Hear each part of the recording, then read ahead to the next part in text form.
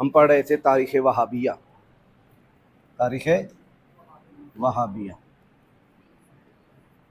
تو اس میں ہم نے ایک پڑھا کہ ایک نجد کا گروہ نبی پاک علیہ السلام کی بارگاہ میں آیا، انہوں نے کہا یا رسول اللہ ہمارے نجد کے لیے کیا کریں، دعائیں برکت کر دیں۔ تو آقا کریم علیہ الصلوۃ والسلام نے فرمایا ہنالک الزلازل والفتن ویطلع قرن الشیطان، وہاں سے زلزلے ہوں گے، فتنے ہوں گے، اور شیطان کا سینگ نکلے گا۔ اس زلزلے سے مراد کیا ہے، فتنوں سے مراد کیا ہے، یعنی وہاں برے عقائد جاری ہو جائیں گے اور امت پر وہ فتنے برپا کریں گے کہ میری امت ہلنا شروع ہو جائے گی، اور مشرق سے فتنہ اٹھے گا، مشرق سے فتنہ اٹھے گا۔ یہ مدینہ منورہ ہے، مدینہ منورہ کے جنوب کی طرف ہے مکہ مکرمہ اور یمن، اور بالکل شمال کی طرف ہے ملک شام، اور یہاں مشرق کی جانب جو ہے یہ ہے نجد الریاض۔ آج بھی سعودی عرب کا جو دارالحکومت ہے ریاض، وہ مشرق کی طرف ہے۔ اور حضور جانا کیا فرما رہے تھے، فتنہ کہاں سے اٹھے گا، مشرق کی طرف سے۔ فتنہ کہاں اٹھے گا، مشرق کی طرف سے۔ فتنہ کہاں اٹھے گا، اور انگلی سے اشارہ کیا بار بار، یہ مسلم شریف کی تمام حدیثیں پڑھی۔ نجد کے لیے دعا نہ کرنا، جہاں سے ایک خاص مومنٹ پیدا ہوئی، وہابیزم پیدا ہوا، جن کے بقول انبیاء اولیاء کوئی کچھ نہیں کر سکتے، سب مجبور ہیں وغیرہ وغیرہ، اور پھر انہوں نے یہ جو نکلے ہیں وہابیزم، محمد بن عبد الوہاب، انہوں نے پھر مزارات توڑے، جہاں جہاں ان کا قبضہ ہوا قبریں گرائیں، مزار توڑے۔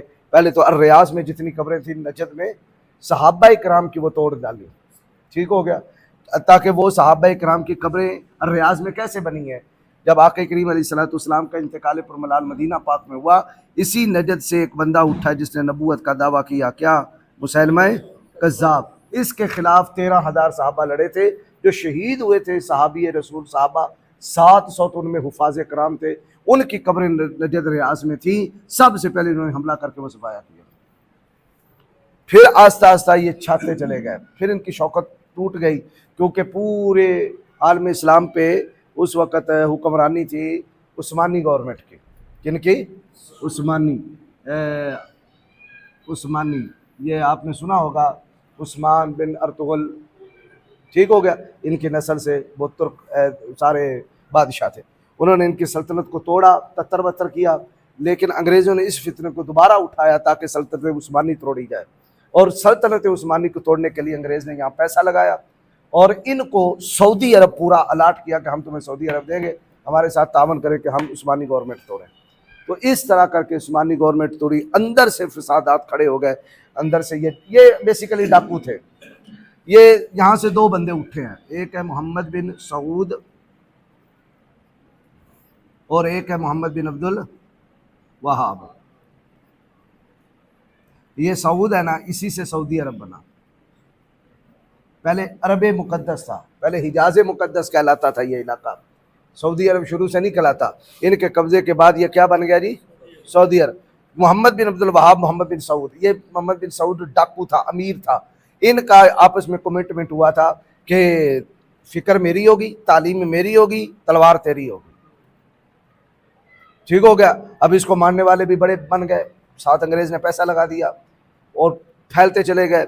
جب ان کی کافی تعداد ہو گئی، اس کو تو چاہیے تھے، ڈاکو ہی چاہیے تھے، بس یہ دونوں ملے، پھر انہوں نے حجاز مقدس پر، مدینہ منورہ پر، مکہ مکرمہ پر، طائف پر، پورے سعودی عرب پہ انہوں نے جو ہے وہ قبضہ کیا، پھر بے طریق قتل کرتے گئے اور مزارات گراتے گئے جہاں جہاں یہ پہنچے۔ اس طرح پیچھے پیسہ کس کا تھا، یورپ کا، اور ادھر سلطنت عثمانیہ کو مختلف ملکوں سے لڑا دیا گیا۔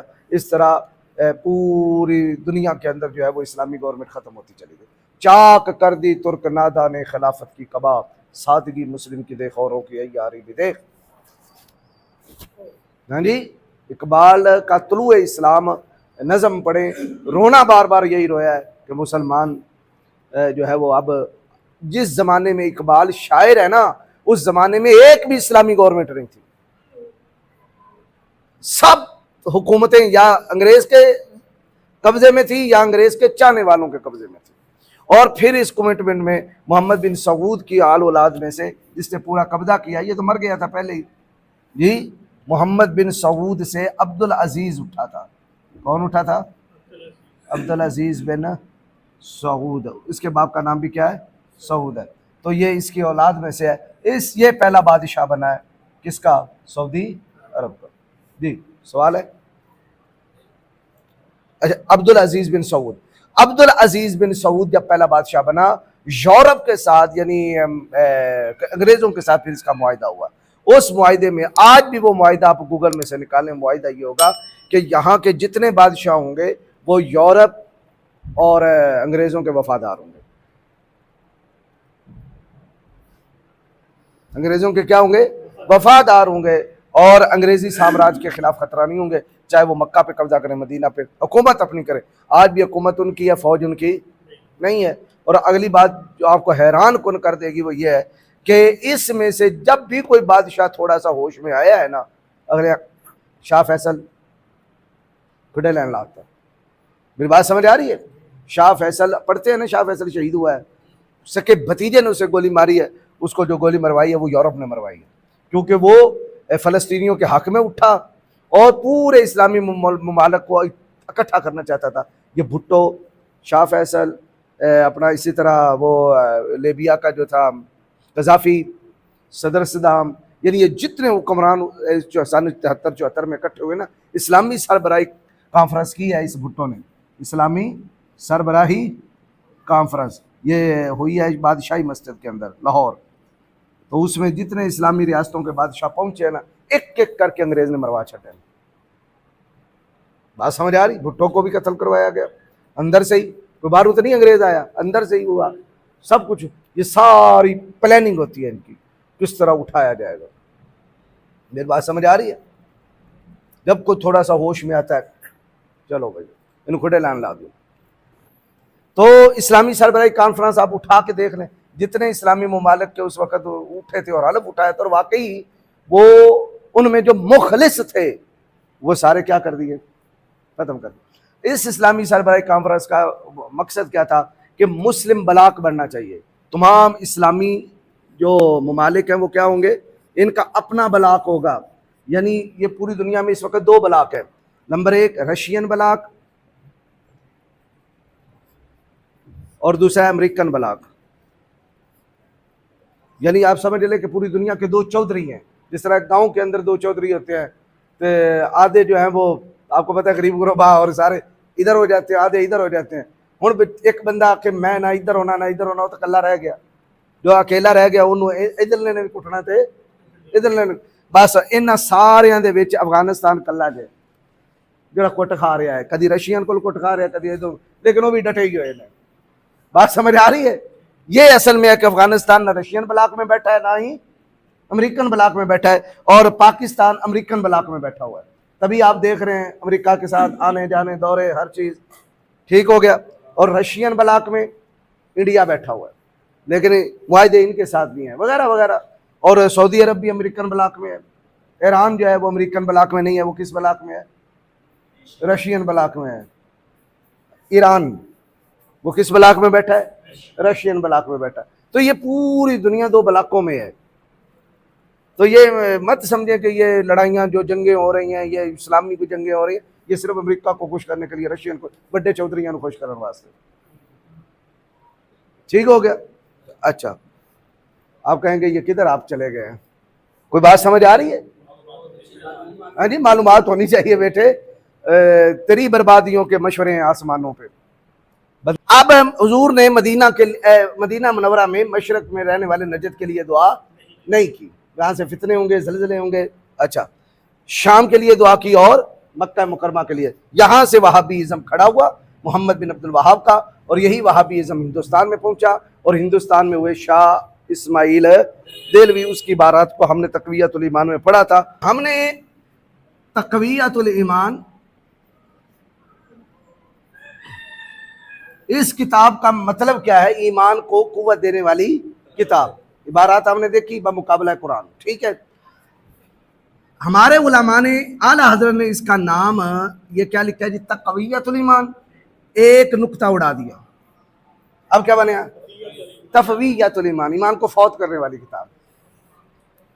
ایمان کو فوت کرے. دیکھ رہے ہیں ایک نقطے سے ہمیں مجرم سے مارم کر دیا، ہم دعا لکھتے رہے وہ دگا پڑتے رہے. ٹھیک ہے، انہوں نے کہا قوت دینے والی آلہ حضرت کہنی یہ فوت کرنے والی. تو ہمارے ایک گزرے ہیں پنجابی خطیب مناظر بھی تھے علامہ اکرم رضوی صاحب, یہ کاموں کی والے, وہ اس کو کہتے تھے دھکا تو ایمان, ایمان کو دھکا دینے والی. یہ پنجابی میں یاد رہے گا. اعلیٰ حضرت پھر آپ کو پتہ پڑھا لکھا ہی لفظ ہوگا, تفویۃ الایمان, تو پنجابی میں کیا ہے, دھکا تو ایمان. اب ہم نے دھکا تو ایمان کو دیکھنا ہے. مجھے دے دے.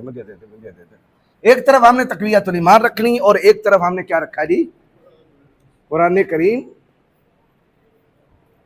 جی اب ایک اور عقیدہ, سب انسان آپس میں بھائی ہیں, سب انسان آپس میں بھائی ہیں. جو بڑا بزرگ ہوا وہ بڑا بھائی ہے, سو اس کی بڑے بھائی کی سی تعظیم کیجئے. جتنی بڑے بھائی کی کرتے ہو اتنی ہی اس بزرگ کی کرنی چاہیے. اب وہ بڑے بزرگ کون ہے آگے تفصیل آ جائے گی. اور مالک سب کا اللہ ہے, بندگی اسی کو چاہیے. اس حدیث سے معلوم ہوا کہ اولیاء, ہن بڑے دی تفصیل شروع ہوگی, اولیاء و انبیاء, امام و امامزادے, پیر اور شہید, یعنی جتنے اللہ کے مقرب بندے ہیں وہ سب انسان ہی ہیں اور بندے عاجز اور ہمارے بھائی. نبی کیا ہوگا بھائی, نبی بھائی. تعظیم کیسے کرنی ہے بھائی, بڑے بھائی جتنی, بڑے بھائی جتنی. ہاں جی عمران صاحب آپ کے بڑے بھائی ہیں ریاض صاحب, آپ ریاض صاحب کی جتنی تعظیم کرتے ہیں آپ کے بڑے بھائی ہیں, کیا اتنی ہی رسول اللہ کی تعظیم ہونی چاہیے؟ بولیے بھائی. اب دیکھیں کبھی کبھی ایسا بھی ہو سکتا ہے کہ کسی بات پر عمران بھائی کا ریاض بھائی سے اختلاف بھی ممکن ہے نا, گھروں میں ہو جاتے ہیں چھوٹے موٹے اختلاف. اختلاف کبھی بڑھ بھی سکتا ہے, علیحدگیاں بھی ہو سکتی ہیں, ممکن ہے. کبھی کبھی ایسا ہو سکتا ہے کہ عمران صاحب کوئی غصے میں سخت جملہ بول دیں اپنے بڑے بھائی کو, تو کیا سخت جملہ بولنے سے, گالی دینے سے, مارنے سے, اختلاف کرنے سے, مخالفت دینے سے عمران صاحب اسلام سے نکل جائیں گے؟ ادھر رکھیں رسول پاک کو. اگر عمران صاحب رسول پاک سے کریں اختلاف تو کیا رسول اللہ کی تعظیم ریاض صاحب جتنی ہوئی؟ یہ تعلیم کیا ہے, تقویۃ الایمان. پھر یہ بھی شرع کا حکم ہے کہ اگر بھائی فوت ہو جائے تو بھائی کی جو بیوہ ہوتی ہے اس سے دیور کیا کر سکتا ہے جی, رسول پاک کی جو بیوہ ہے اس سے شادی ہو سکتی ہے.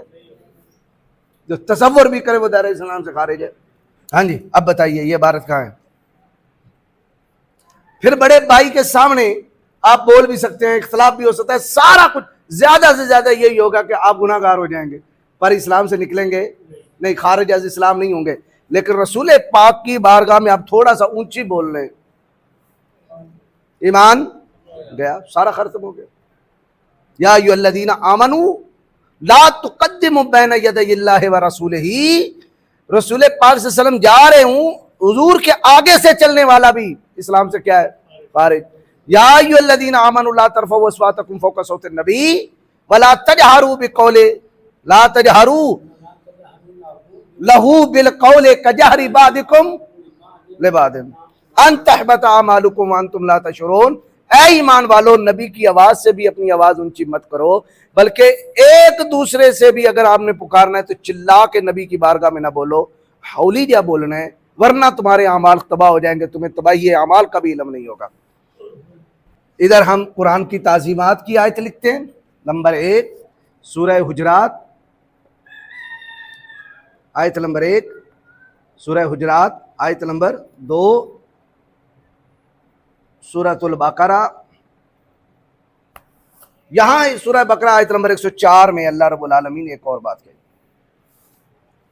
یا ایھا الذین آمنوا لا تقولوا راعنا, اے ایمان والو نبی علیہ السلام کو راعنا نہ کہو. یہ کیا لفظ ہے جی, راعنا. یہ عربی لغت میں اور یہودی لغت میں جس طرح ایک لفظ ہوتا ہے, ہمارے لغت میں اور معنی ہوتا ہے اور کسی کی لغت میں اور. ماما کتنا پیارا لفظ ہے, پر کسی نے کہو مامیا وہ نے گل پی جانا, جبکہ ماما بڑا پیارا لفظ ہے, لیکن انہوں آخیا نا ماما, انہیں گل پی جانا. ایسے ہے کہ سالہ کتنا پیارا لفظ ہے یار, تو اگلے نو آخو سالا، سالے نو ہی سالا کہہ دو تو سالا گل پہ جانا ہے۔ جو ہمارے پنجابی کلچر میں ہے نا، کوئی لفظ کیا بن جاتا ہے، گالی بن جاتا ہے، کلچر ہے نا، بدل جاتا ہے۔ رائے نا عربی لغت میں معنی ہے رعایت فرمائیں، توجہ فرمائیں۔ ہم پر کیا فرمائیں؟ رعایت کیجئے، دوبارہ رپیٹ کیجئے، توجہ فرمائیں۔ جب آقا کریم علیہ السلام خطاب فرماتے تھے تو آپ کو پتہ ہے تقریر سننے والے کئی قسموں کے ہوتے ہیں۔ ایک تو ایسے پڑھے لکھے افراد ہوتے ہیں، ہم بیان شروع کرتے ہیں وہ سمجھ جاتے ہیں، آج آیت پڑھی ہے تو تقریر بھی ٹھیک ہو گیا۔ بعض بندے کیا کرتے ہیں، وہ جناب والا جیسے جیسے ہم تقریر کرتے جاتے ہیں وہ ساتھ سمجھتے جاتے ہیں، اور بعد بادشاہ بندے انجدے ہوندے نے، اسی تقریر کچھ کرنے ہیں وہ سمجھتے اور رات وانگو ٹھیک ہو گیا۔ تو طرح طرح کے ہیں نا ہم۔ اچھا، اب رسول پاک صلی اللہ تعالیٰ علیہ وسلم جب بیان فرماتے تو کئی احباب کی جب توجہ نہ ہوتی تو وہ کہتے ہیں رائنا یا رسول اللہ۔ آقا توجہ فرمائے نہ، دوبارہ رپیٹ کر دیں بات، حضور بات رپیٹ کر دیں۔ یہی لفظ یہودیوں کی لغت میں اور معنی میں تھا، وہ تھوڑا سا کھینچ دیتے رائنا، تھوڑا تلفظ کر کے۔ اب آج تلفظ والے بھی بڑے بیلی نے، لفظ رائنا یا محمد، تو رائنا کہتے تو اس کا معنی بنتا ہمارا چرواہا۔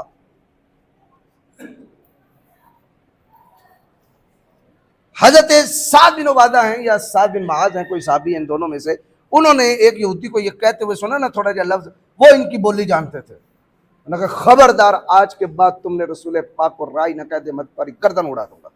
انہوں نے کہا ادھر تو بھی کہندے رہندے نے۔ حضرت سعد بن عبادہ یا سعد بن معاذ ان دونوں میں سے، یہ رسول پاک کی بارگاہ میں آئے یہ بتانے کے لیے، یا رسول اللہ اب آپ اپنے احباب کو روک دیں کہ یہ لفظ نہ کہیں۔ قبل اس کے کہ یہ آتے جبریل قرآن کی آیت لے کے نازل ہوئے، یا ایھا الذین آمنوا لا تقولوا رائنا، اے ایمان والو میرے محبوب کو رائنا تو کیا کہنا ہے؟ سوال یہ ہے، رائنا نہیں کہنا تو کیا کہنا ہے؟ فرمایا تم نے کہنا انظرنا۔ کیا کہنا بھائی؟ انظرنا، ہم پر نظر فرمائے، ہم پر نظر کرم فرمائے۔ لفظ پلٹا دیا۔ ہم آج بھی کیا کہتے ہیں؟ یا رسول اللہ انظر حالنا، یا رسول اللہ انظر حالنا، یا حبیب اللہ اسمع قالنا۔ ہم وہی لفظ بولتے ہیں۔ اب یہ منع، آپ اپنے بھائی کو رائے نہ کہہ دیں، چرواہا تک بھی کہہ دیں، کہ آپ دائرہ اسلام سے نکل جائیں گے؟ ادھر تو چرواہا چھوڑ کے لفظ بھی کہہ دینے سے بندہ اسلام سے نکل جائے گا۔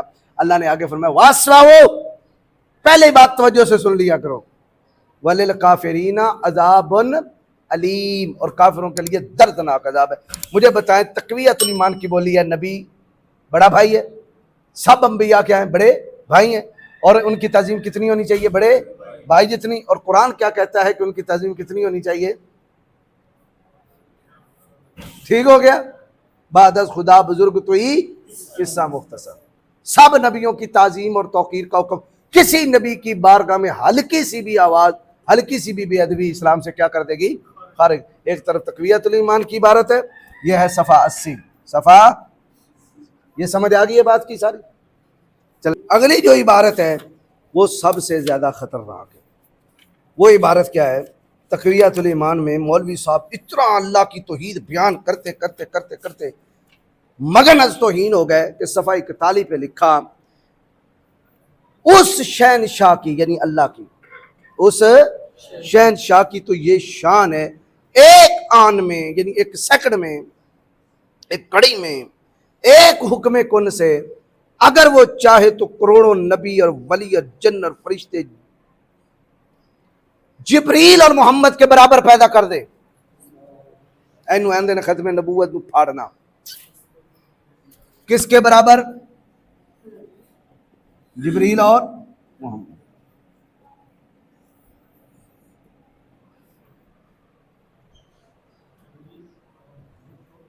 کے برابر پیدا کر دیں۔ وہ دی شان ان اللہ علی کل شیء قدیر۔ جب یہ بولی یہ صفحہ کیا ہے؟ 41۔ آپ کو پتہ ہے مرزا قادیانی نے کیا کیا ہے؟ میں کیا ہوں؟ یہی بات وہ وہابیوں سے آج بھی مرزائی کہتے ہیں، تمہارے اسماعیل دہلوی نے لکھا کروڑوں آ سکتے ہیں، یہ کہا ہی ہے تو برداشت کرو۔ بات سمجھ آ رہی ہے میری؟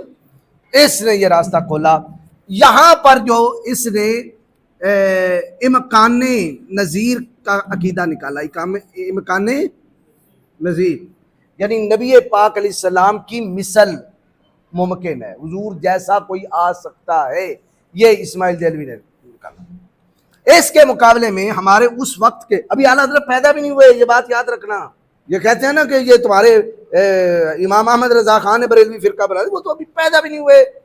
جو اسماعیل دہلوی سے لڑتے رہے, مناظرے کرتے رہے, احمد رضا دی روح نے انہوں پھونک چھڑے ایسی کہ تسی دلیلاں دینیاں تو میں آ رہے ہیں.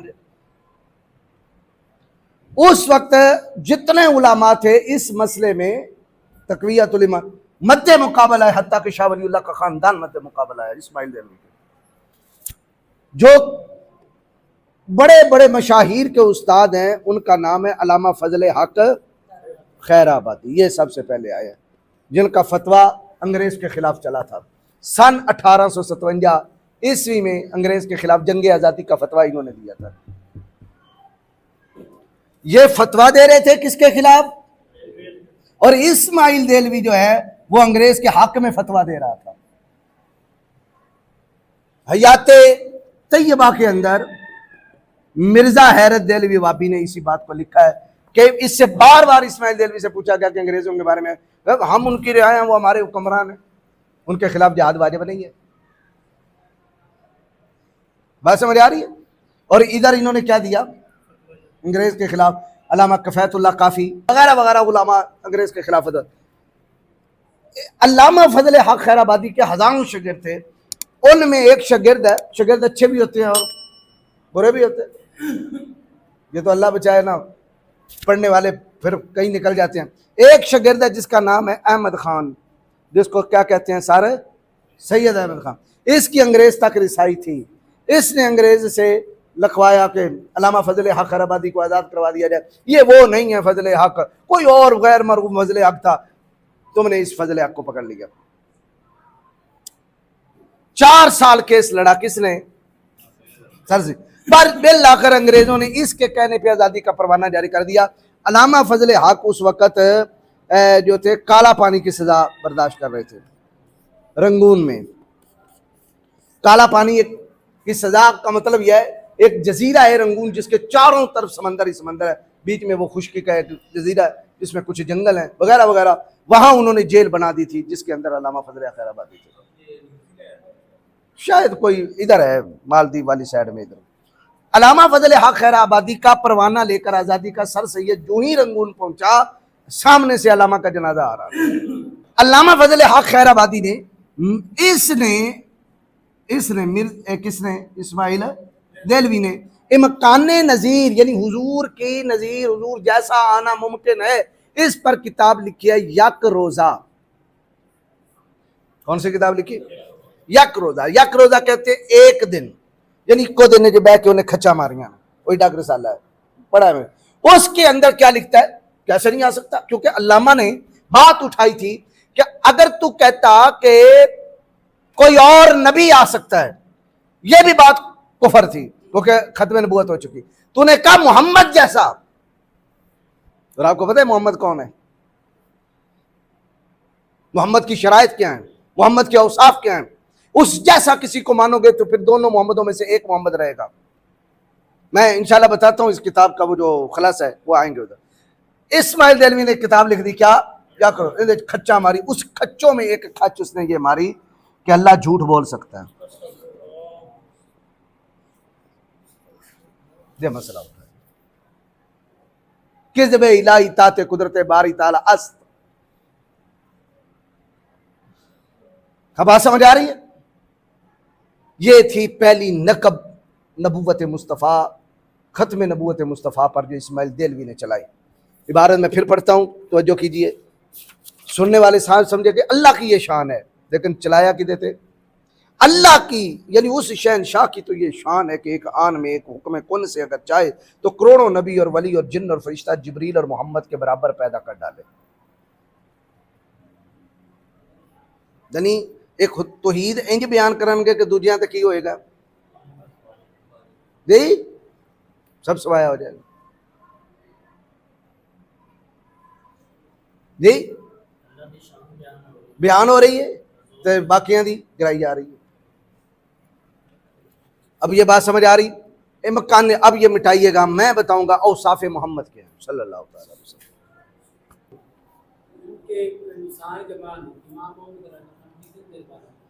اعلیٰ حضرت عظیم البرکت سن 57 میں یہ میں آپ کو چلیں سوال آپ نے کر لیا. اسماعیل دہلوی نے یہ کتاب لکھی ہے 1825 کو، 1825 کو ہیں یہ تقویۃ الایمان. 1831 میں یہ قتل ہو گیا پٹھانوں کے ہاتھوں. جی اسی کے زمانے میں اسی دور میں علامہ فضل حق خیر آبادی نے اس کے رد میں کتاب لکھی تھی. یہ مناظرے مناقشے مباحثے چلتے رہے ہیں. ٹھیک ہو گیا. 1831 سے 1857 یہ جنگ آزادی ہے. اس کو یہ جو زمانہ اس کا ہے اسماعیل دہلوی کا، یہ پورا دور انگریزوں کے حق میں گزرا ہے کیونکہ انگریز قابض ہو چکے تھے پورے ہندوستان میں. یہ تو برائے نام حکومت تھی مغلیہ دور کی. کون تھا آخری بادشاہ جی؟ استاد جی بہادر شاہ ظفر نیچے بیٹھے ہیں. میں نے ایک جگہ پہ پڑھے انہوں نے کہا جی تسی ایم اے تاریخ ہو؟ نہ ایم اے تاریخ ہاں نہ ایم اے اردو کچھ بھی نہیں ہو. یہ سارا فیضان درس نظامی کا ہے جو حضور کا ہی فیضان ہے. بہادر شاہ ظفر اس سے پہلے ہی اس کے باپ دادا کے وقت ہی پورا ہندوستان انگریزوں کے پاس تھا. ان کے پاس تو صرف لال قلعہ تھا. کیا تھا؟ لال قلعہ. وہ لال قلعہ بس بادشاہ کہلاتے. وہ انگریز تنخواہ دیتے تھے ان کو، پینشن. آپ بیٹھے رہیں بات ٹھیک ہے، برائے نام بادشاہ. حکومت کس کی ہے؟ انگریز کی. اور یہ کیا ہے؟ برائے. تبھی تو بہادر شاہ نے ایک رونا رویا تھا نا، یا مجھے افسر شاہانہ بنایا ہوتا، میں کنجدہ بادشاہ بن گیا. بادشاہ بھی ہیں تو کچھ بھی نہیں ہے بھئی. بادشاہی سے کہا جاتا ہے نا ہندوستان کا آخری بادشاہ. حکومت کس پہ ہے؟ لال قلعے پہ ہے بس. یا مجھے افسر شاہانہ بنایا ہوتا، یا میرا تاج گدایانہ بنایا ہوتا. شاعر تھا. تو جب یہ بہادر شاہ 1857 عیسوی کو اس جنگ کے اندر بعد میں یہ گرفتار ہوئے تو ان کے بیٹوں کے سر کاٹ کے تھال پہ سجا کے ان کے پاس لائے گئے تھے انگریزوں نے. پھر ان کو رنگون کی سزا کاٹنی پڑی تھی اسی جہاں علامہ تھے. اب اسی میں میرا خیال ہے 1863 میں 63 یا 64 میں مجھے یاد نہیں اب یہ سال، اس میں بہادر شاہ ظفر کا وصال ہو جاتا ہے. اور بہادر شاہ ظفر نے کی یہ جو شاعریہ بڑی دکھیا شاعریہ جو رنگون میں اس میں وہ کہتا ہے لگتا نہیں ہے دل میرا اجڑے دیار میں، کس کی بنی ہے عالم ناپائیدار میں. بلبل کو باغباں سے نہ صیاد سے گلا، قسمت میں قید لکھی تھی فصل بہار میں. عمر دراز مانگ کے لائے تھے 4 دن، 2 آرزو میں کٹ گئے 2 انتظار میں. ہاں جی. اور آخر میں کیا لکھا؟ کتنا ہے بد نصیب ظفر دفن کے لیے، 2 گز زمیں بھی نہ ملی کوئے یار میں. مسلمان تھے، شاعر تھے، صوفی تھے، ٹھیک ہے، حنفی تھے. ہاں لیکن وہ جب بادشاہ بنا ہے تو تھا ہی کچھ نہیں. پیو دادے نشائی سن، بادشاہ اکبر ثانی وغیرہ وغیرہ، محمد شاہ رنگیلا. وہ ایک ہسٹری ہے مغلیہ دور کی. یہ زوال شروع ہو گیا تھا اورنگزیب عالمگیر کے بعد، جب اس کے ناخلف بیٹے پوتے وہ آئے بس وہ عیاشیوں میں پڑ گئے. ہاں جی عیش و آرام. تو علامہ اقبال نے یہی بات کیا، تجھ کو بتاؤں میں تقدیر امم کیا ہے. پوری دنیا کی تاریخ کا مطالعہ کرے قومیں عروج کیسے پاتی ہیں اور زوال کیسے آتا. علامہ کہتے ہیں تجھ کو بتاؤں میں تقدیر امم کیا ہے، شمشیر و ثنا اول، شمشیر و ثنا اول، طاؤس و رباب آخر. یہاں سے عروج ہے، یہاں سے زوال ہے. جب تلواروں سے قوم کھیلتی ہے، اسلحوں سے کھیلتی ہے تو وہ کیا پاتی ہے؟ عروج پاتی ہے. تعلیم، ایجوکیشن، ٹیکنالوجی، اسلحہ، سائنس ترقی پاتی ہے. اور جب وہ شرابوں کبابوں میں آتی ہے تو تباہ ہو جاتی ہے. ٹھیک ہو گیا. اب بہادر یہ تقویۃ الایمان والے کی تاریخ پتہ لگی. سوال یہ تھا کہ اعلیٰ حضرت کدھر تھے. اعلیٰ حضرت 57 سے 1 سال پہلے پیدا ہوئے. اسماعیل کب کا مر کھپ گیا ہے؟ اعلیٰ حضرت 1856 میں پیدا ہوئے، 57 میں جنگ شروع ہوئی، آپ کے والد دادا اس جنگ میں شامل تھے مجاہدین کے ساتھ۔ اب بات سمجھ آ رہی؟ اعلیٰ حضرت نے وہ پھر بچپن لڑکپن گزارا، پھر وہ تعلیم حاصل کی۔ میں انشاءاللہ وہ لیکچر اعلیٰ حضرت کی تعلیمات وہ سارا ایک دن میں کھینچ دوں گا کہ اعلیٰ حضرت کی بری طریقے کیا ہے۔ یہ بات سمجھ آ گئی ہے؟